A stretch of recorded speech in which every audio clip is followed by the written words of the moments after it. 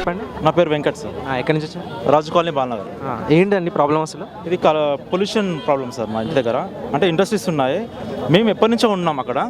వాళ్ళు అన్ని కంప్లైంట్ ఇచ్చానంటే నేను డిప్యూటీ కమిషనర్ పోలీస్కి ఇచ్చాను, అసిస్టెంట్ కమిషనర్ బాలనగర్కి ఇచ్చాను, సైబరాబాద్కి ఇచ్చాను, కలెక్టరేట్కి ఇచ్చాను, ఇంకా జిహెచ్ఎంసీ కమిషనర్ ఇచ్చాను, పొల్యూషన్ కంట్రోల్ బోర్డు సనత్నగర్కి ఇచ్చాను. కానీ ఎవ్వరూ యాక్షన్ తీసుకుంటున్నారు.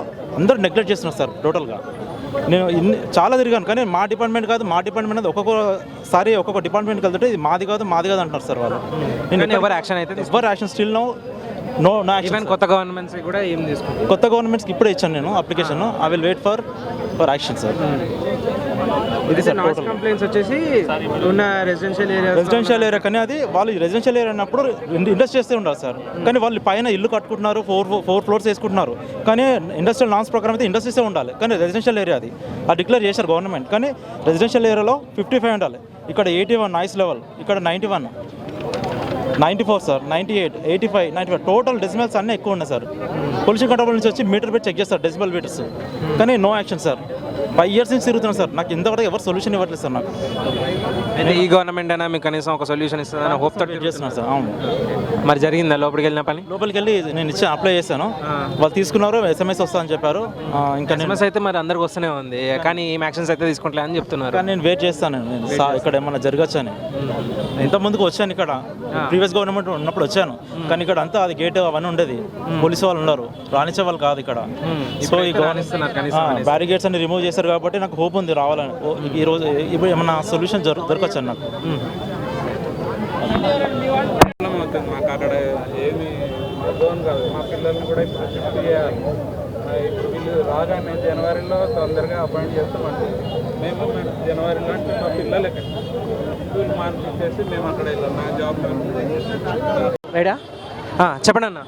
మేము ఈరోజు జీవో నెంబర్ 46 బాధితులం అన్న. ఈరోజు జీవో నెంబర్ 46 అనేది ప్రజావాణిలో మనం ఇవ్వడానికి వచ్చినాం. అక్కడ ఉన్న హరిశ్చంద్ర మేడం గారు, IAS గారు, అలాగే SP సార్ గారు చాలా మంచిగా రిసీవ్ చేసుకొని అన్ని చేయడం జరిగిందన్న. గత మేము 6 నెలలుగా సకల జనరల్ సమ్మెన 42 రోజులు పోరాడితే తెలంగాణ వచ్చిందేమో కానీ మేము 6 నెలలుగా పోరాడుతున్నాం. మా న్యాయానికి ఇంకా న్యాయం జరగట్లేదన్న. ఇంకెంతకాలం పోరాడాలో మాకు కూడా అర్థం కావట్లేదు. కాంగ్రెస్ పార్టీ మాకు ఎలక్షన్ ముందు హామీ ఇచ్చింది, ఇది మేము అధికారంలో కన్నా జీవో నెంబర్ 46 వెంటనే రద్దు చేస్తాం, మీతో చర్చలు జరుపుతూ ఉన్నారు. కానీ మేము వచ్చి ఇన్ని రోజులు అవుతున్నా కానీ మమ్మల్ని ఇంతవరకు పట్టించుకోవడం లేదు, ఏం చేయడం లేదు. 3 weeks అవుతుంది గవర్నమెంట్స్ వచ్చి, అయినా కానీ అసలు మమ్మల్ని ఏం పట్టించుకోవట్లేదు. ఆల్రెడీ 3 weeksలోనే దాదాపు 47 మంది ఎమ్మెల్యేలకి 11 మంది మినిస్టర్లకి రిప్రజెంటేషన్ ఇవ్వడం జరిగింది. ఆల్రెడీ అందరికి ఇచ్చేసినాం, including CM Revanth Reddy CM ఆఫీస్కి కూడా పంపించేసినాం. సెక్రటరియట్లో అన్ని ఇచ్చేసినాం, అన్ని డిపార్ట్మెంట్లు ఇచ్చేసినాం. కనీసం మమ్మల్ని ఒక్కసారైనా పిలిచి మాతో చర్చలు జరిపితే బాగుంటుంది అన్న. ఇప్పటికీ 14 మంది ఆత్మహత్యలు చేసుకోవడం జరిగింది. ఇంకెంతమంది ఆత్మహత్యలు చూడాలంటే అన్న ఒక 10 మంది నాయకులతో మేము అలాంటి వాళ్ళు ఉండబట్టి అందరూ ఆపగలుగుతున్నాం. మేము గ్రూప్లో మెసేజ్ చేయగానే వాళ్ళకి ఏదో ఉన్నారు అని అంటున్నారు. స్టే 2వ తారీఖు వరకే ఉందన్న. స్టే 2వ తారీఖు వరకు ఉంది. 10 లక్షల రూపాయలు పెట్టి స్టే తీసుకొస్తే నిర్దాక్షిణంగా ఆ స్టేని ధిక్కరించి కోర్టు ధిక్కరించి రిజల్ట్ ఇచ్చేసిండన్న. మళ్ళీ నెక్స్ట్ డేనే 4 మార్కులు కలపని హైకోర్టు తీర్పిచ్చింది. హైకోర్టు తీర్పును పట్టించుకోవట్లేదు, ఇటేపు గవర్నమెంట్ని పట్టించుకోవట్లేదు, ఏం చేయట్లేదు. ఇది మొత్తం తీసుకుని ఆంధ్ర చేతిలో పెట్టిండు. తెలంగాణ విద్యార్థులు కుక్కలు తిరిగినట్టు రోడ్ల మీద తిరుగుతున్నాం. డబ్బులన్నీ అరిగి సగం భోజనం కూడా చేయలేకపోతున్నాం అన్న. ఇటు నుంచి ఇటు పోతే ఇప్పుడు 5 రూపాయలు భోజనం ఉంటే తినిపోవాలి. మళ్ళీ మధ్యాహ్నం దాకా ఎవరున్నా ఏ నాయకుడు కలుతారో తెలియదు. కోచింగ్ సెంటర్ మెట్లు ఎక్కిన వాళ్ళు ఏదో కానీ గాంధీ భవన్ మెట్లు మేము అన్ని ఎక్కినన్ని సార్లు ఎవడు కూడా ఎక్కలేడనా. రాష్ట్రంలో కలవని నాయకులు లేడు. గవర్నర్తో సాగలిసిన హైకోర్టు జడ్జి గారికి కూడా రిప్రజెంటేషన్లు ఇచ్చిన కోర్టులో వాళ్ళలోనే. ఇక మిగిలింది రాష్ట్రపతి ప్రధానమంత్రి తప్ప. మేము అంత దూరం ఢిల్లీ పోయే ఓపిక లేదు, ఢిల్లీలో కొట్లాడేంత ఓపిక లేదు. తెలంగాణలో ఆదిలాబాద్ నుంచి, ములుగు నుంచి, ఖమ్మం నుంచి, మహబూబ్ నగర్ నుంచి, గద్వాల నుంచి, నారాయణపేట నుంచి, నల్లగొండ, సూర్యాపేట, ఆంధ్ర బోర్డర్లు అన్ని జిల్లాల నుంచి, కామారెడ్డి నుంచి అన్నీ కూడా ఉదయం పూట 4 గంటలకు సరిగ్గా లేసి వచ్చారు అన్న. ఒక్కొక్కరు విద్యార్థులు ఇంతమంది వచ్చారు. ఏం బాధ అన్న, ఒక్క నాయకుడు పట్టించుకోవడం లేదా? మీ అమ్మడి తిరిగినప్పుడు ఊళ్ళకి రాగానే జీవో నెంబర్ 46 రద్దు చేస్తుంటే అమ్మ నాన్నలే కాదు ఊళ్ళకి గొడవలు పడి మరి విద్యార్థులతో గొడవలు పడి ఓట్లు వేయించినామన్న. మీరు అందరు గమనించలేరు. మా దరిద్రం కేసీఆర్ కొట్టుకుంది కాబట్టి 46 జీవో తిరగలబడి 64 సీట్లు కాంగ్రెస్కి వచ్చినాయి. అది కూడా జరిగింది. డీజీపీ గారికి ఇచ్చిన, హోమ్ మినిస్టర్కి ఇచ్చిన అన్న. పెద్ద పెద్ద ఆఫీసర్లకు తెలియని జీవో నెంబర్ 46 మాకేం తెలుస్తుంది అన్న? ఎక్కడ పెట్టినావు? నీ జేబులో పెట్టుకున్నావు జీవో నెంబర్ 46 అని. నీ జేబులో పెట్టుకున్నావు. నీ జేబులో పెట్టుకుంటే ఎవరికి తెలుస్తుంది రా నాయన? బీజేపీ నువ్వు మాకు అసలు జాబులు రాకపోయినా ఏం కాదు కానీ నువ్వు ఫస్ట్ రాజీనామా చేసి వెళ్ళిపో. నువ్వు దరిద్రం పోతుంది మాదందరిది. ఇంకెంతకని తిప్పించుకుంటా ఒక్కొక్కరు ఆత్మహత్యలు చేసుకుంటారు. 2వ తారీఖు స్టే పోతే 10 మంది వచ్చేటట్టున్నారు. ఇంకెంతకని కాపాడమంటారా నాయన? మీ ఇంటికి పోకుండా కూడా అందరినీ మెసేజ్ చేసేవారు, దండం పెడతారా, మేమున్నాం ఏం కాదు అని చెప్తున్నాం. ఇంకెంతకని కాపాడం? 2వ తారీఖు చేయి దాటిపోయిన తర్వాత ఒక్కడ ఆత్మహత్య చేసుకున్నా నిన్ను మాత్రం మేము 1000 మందితో ముట్టడిస్తాం. మేము ఖచ్చితంగా చెప్తున్నా. మా జీవన 46 బాధ్యులలో కనుక ఒక్క విద్యార్థి స్టే ఎత్తేసిన తర్వాత ఏ ఒక్క విద్యార్థి ఆత్మహత్య చేసుకున్నా వివి శ్రీనివాసరావు గారు భారీ ఎత్తున మేము అందరం చచ్చినా లేదు కానీ నీ ఇంటిని మాత్రం ఖచ్చితంగా ముట్టడిస్తాం చెప్తున్నాం. ఇదే జీవన 46 బాధితుల అభ్యర్థుల యొక్క శబ్దం మేము చెప్తున్నాం. మా ఉసురు నువ్వు కొట్టుకుంటావు, ఖచ్చితంగా కొట్టుకుంటావు. మమ్మల్ని 15 నెలల పాటు మోసం చేసినావు. నువ్వు 15 నెలల పాటు మోసం చేసినావు. ఎందుకంటే జీవన 46 ఉందన్న సంగతి ఎందుకు చెప్పలేదు? టీవీ ఛానల్లో 3 గంటల సేపు కూర్చొని చచ్చినావు. ఒక్కసారి అని చెప్పొద్దా? కడుపు రగిలిపోతుంది. ఎంతకని తిట్టించుకోమంటావు? నువ్వు ఏం మాట్లాడమంటావు? నువ్వు ఇంకా నీతోటి పిల్లగాళ్ళు చచ్చిపోతుర్రా నాయన. 15 మంది నిన్న హరిప్రసాద్ ఖమ్మంలో చచ్చిపోయి, వరంగల్లో చచ్చిపోయింది అన్న. ఏం చేయమంటా అన్న? రోజు మెసేజ్ చేసే వ్యక్తి నెక్స్ట్ డే లేడని శవం డీపీ గ్రూపులోకి వస్తే ఎంత కడుపు రగిలిపోతున్నా? రోజు మెసేజ్ చేసే వ్యక్తి నెక్స్ట్ డే 2 రోజుల తర్వాత చచ్చిపోతే గ్రూపులకి డీపీ వస్తే దినానికి పోవన్నా మేము. ఇంకా ఇన్ని రోజులైంది ఎవడన్నా పట్టించుకునే నాదులు లేడు. 2వ తారీఖు స్టే ఎత్తేస్తే మాత్రం ఎవరు చనిపోయిన కారణం మాత్రం వివి శ్రీనివాసరావు గారే. మేము చెప్తున్నాం, క్లియర్గా చెప్తున్నాం. మేము అసలు ఇంతవరకు గవర్నమెంట్ వివి శ్రీనివాసరావు ఎందుకు ఎత్తేయలేదండి? ఎందుకైతే అట్లా ఆంధ్ర వ్యక్తి, తెలంగాణ వ్యక్తి అయినా, టీఎస్ఎస్పీ వ్యక్తి అయినా జనార్దన్ రావు రాజీనామా చేసిండు. వివి శ్రీనివాసరావు ఎందుకు రాజీనామా చేయట్లే? అన్న 15 మేము ఇక్కడనే చెప్తాం. మీ ఛానల్ ద్వారానే పోదాం. ఈ జీవన 46 ఎక్కడన్నా చెప్పిండ అంటే 15 నెలల తర్వాత కూడా నోటిఫికేషన్ వచ్చినప్పుడు టీవీలో లైవ్లో కూర్చున్నావు. ఎవరికైనా తెలుసా? State home minister Mohammed Ali last time DGP గారికి, ఏసీపీకి తెలంగాణ స్టేట్లో ఎవరికి తెలిసిందన్నా నన్ను కేసు పెట్టి స్టే పెట్టి జైలు లేవాను. తెలవలేదంటే ఆయన ఏమను ఏం చేయమన్నా? 28 జిల్లాల్ని మోసం చేసిండు.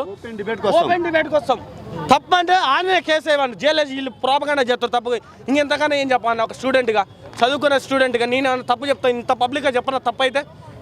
ఇంత పబ్లిక్గా ఏం చెప్పాను కన్నా? 6 నెలల నుంచి మాట్లాడి ఆయుధం వస్తుందన్న. ఏం చేయమన్నా? 6 నెలలు అన్న. జూనియర్ 8 సెక్రటరీ ముట్టడించి ధర్నా చేసే ప్లేసులు అయిపోయినాయి, ఇచ్చే అప్లికేషన్లు అయిపోయినాయి, అన్నీ అయిపోయినాయి అన్న. అసలు పిల్లగాళ్ళు ఒక్కొక్కళ్ళు వెనక చెప్తా అసలుకి ఎట్లున్నారంటే నేను కూడా ఏం చేయలేను అన్న. ఎంతకంత ధైర్యం చెప్తాను చెప్పు? చనిపోయిన పిల్లగాళ్ళు 4-5 రోజుల తర్వాత మెసేజ్ చేసే పిల్లగాళ్ళు డీపీలో వస్తుంటే అల్లకి వస్తుంటే మనం మాత్రం ఏం చేస్తాం చెప్పన్న? వరంగల్ ఆదిలాబాద్ నుంచి వచ్చారు. ఇంకేం చేయలేమన్న. చివరి ఆశగా ఒక్కసారి మాతో మేము ఉద్యోగాలు ఏమనట్లేదన్న. 6 నెలల నుంచి కొట్లాడుతున్నాం. ఒకసారి ఏదో ఒక అధికారి వచ్చి ఒకసారి చర్చలకి ఒక అస్యూరెన్స్ హామీ, మీకు నెల రోజుల తర్వాత 20 రోజుల తర్వాత న్యాయం జరుగుతుంది. ఒక 20 రోజులు అన్న ఏదన్నా ఒకటి హామీ అన్న మేము అడిగేదిగా. వచ్చి ఒక అధికారితో వచ్చి మీతో మాట్లాడితే సరిపోద్ది అన్న. 6 నెలలు అయిందన్న. ఒక్క లేదన్నా మమ్మల్ని పట్టించుకొని మాకు ఓటు హక్కు లేదన్నా. మేమే లేదా అన్న? నష్టపోయిన జిల్లాలు చెప్తా, ఓపెన్ చెప్తా. ఉమ్మడి నల్లగొండ, ఉమ్మడి ఖమ్మం, ఉమ్మడి మహబూబ్ నగర్, ఉమ్మడి వరంగల్ 48 స్థానాలు వచ్చినాయి కాంగ్రెస్ పార్టీకి. 48 స్థానాలు వచ్చినాయి. వికారాబాద్ క్లీన్ స్వీప్ 53 స్థానాలు వచ్చినాయి అన్న. ఇంకా మేము ఏం చేయమన్నా చెప్పు? ఇంకా చేసి కూడా మీడియా అన్ని ఛానళ్ళు కూడా అయిపోయినా అన్న. మీడియాలో యూట్యూబ్లో అన్ని ఛానళ్ళు వచ్చినాయి, అన్ని ఛానల్లో వచ్చినాయి. ఇంకా లేవు. ఇక మాట్లాడి ఓపిక లేదన్న. మేము చెప్తున్నాం, పబ్లిక్ చెప్తున్నాం. తప్పు అవుతుందని మమ్మల్ని అరెస్ట్ చేయి. తప్పు లేదని నిరూపిస్తాం. మేమన్నా మేము నిరూపిస్తాం. నువ్వు తప్పు చేసినట్టు నిరూపించకపోతే మమ్మల్ని అరెస్ట్ చేయి. ఇంకేం మాట్లాడతాం అన్న? ఇంకేం లేదు. ఇక దండం ఒకటే పెడుతున్నాం. ఇంకేం చేయట్లేదు. ఇక దయచేసి మమ్మల్ని ఒకసారి చేతులు పెట్టవచ్చు. నా పేరు ఫరీద్ అండి. నేను ఇక్కడ రామ్నగర్లో ఉంటాను. నాది సొంతూరు ఖమ్మం. ఇక్కడ డబుల్ బెడ్రూమ్ కోసం అప్లై చేసిన. ఇంకా 2500 మహాలక్ష్మి స్కీమ్ కూడా అప్లై చేసిన మా భార్యకి. అది చేసిన ఇప్పటిదాకా వేరే వాళ్ళకైతే మెసేజ్ 2 డేస్లో మెసేజ్ వచ్చింది. నాకైతే ఇప్పటిదాకా మెసేజ్ కూడా రాలేదు.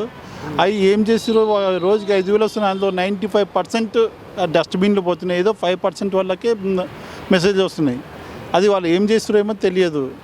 మళ్ళీ ఇప్పుడు మళ్ళీ సెకండ్ టైం వచ్చి అప్లికేషన్ ఇచ్చిన. ఇది కూడా వస్తుందో కాదో నమ్మకం తక్కువే. అయితే మెసేజ్ వచ్చిన వాళ్ళకి వితిన్ 45 డేస్ 2 మంత్స్ లోపల వచ్చి ఎంక్వైరీ చేస్తారు. గవర్నమెంట్ ఆఫీసర్లు వచ్చి ఎంక్వైరీ చేస్తారు. ఎంక్వైరీ చేస్తే ఎవరికి కావాల్సిందో వాళ్ళకి ఇస్తారు. ఎవరికి అవసరం లేవు, సొంత ఇల్లు ఉన్న వాళ్ళకి రాదు. రెంట్కి ఉన్న వాళ్ళకైతే వస్తుంది. ఎవరికైతే మహాలక్ష్మి స్కీమ్ ఎవరికైతే ఉన్న కావాలో వాళ్ళకి వర్తిస్తుంది, వాళ్ళు ఇస్తారు. కానీ ఇప్పటిదాకైతే సెకండ్ టైం వచ్చాను, సెకండ్ టైం అప్లికేషన్ ఇచ్చాను. ఇప్పటిదాకా ఏం రాలేదు, మెసేజ్ ఏం రాలేదు, ఎవరు ఎంక్వైరీ ఏం రాలేదు గవర్నమెంట్ ఆఫీసర్. ఇప్పుడు రేషన్ కార్డ్ మ్యాండేటరీ అంటారు రేషన్ కార్డ్ మ్యాండేటరీ అని చెప్పారు కానీ కొన్నిసార్లు ఏమో రేషన్ కార్డ్ మ్యాండేటరీ లేదని చెప్తున్నారు. చెప్తారు ఎప్పుడు ఏంటంటే రేషన్ కార్డ్కి అప్లై చేసిన రిసిప్ట్ అటాచ్ చేయమంటారు వాళ్ళు గవర్నమెంట్ ఆఫీసర్లు. అంటే వాళ్ళే ప్రాపర్గా అసలు వాళ్ళే ఒక ప్రాపర్ ఇన్ఫర్మేషన్ తోటి ఏమి ఇవ్వకుండా అటు ఇటు మిమ్మల్ని తిప్పిస్తున్నారా?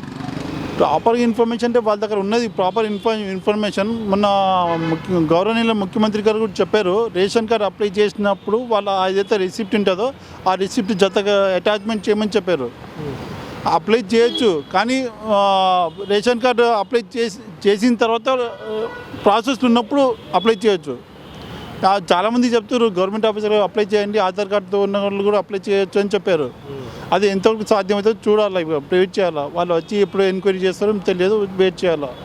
ఇప్పుడున్న అప్లికేషన్స్ అన్నీ వాళ్ళ దగ్గరికి వెళ్తలేవు, చాలా వరకు ఏమంటారు ట్రాష్ క్యాన్లు వేస్తున్నారు అంట. అదే మ్యాక్సిమం మా వీధిలో ఉన్న వాళ్ళు మ్యాక్సిమం 50% వాళ్ళు అప్లై చేస్తారు.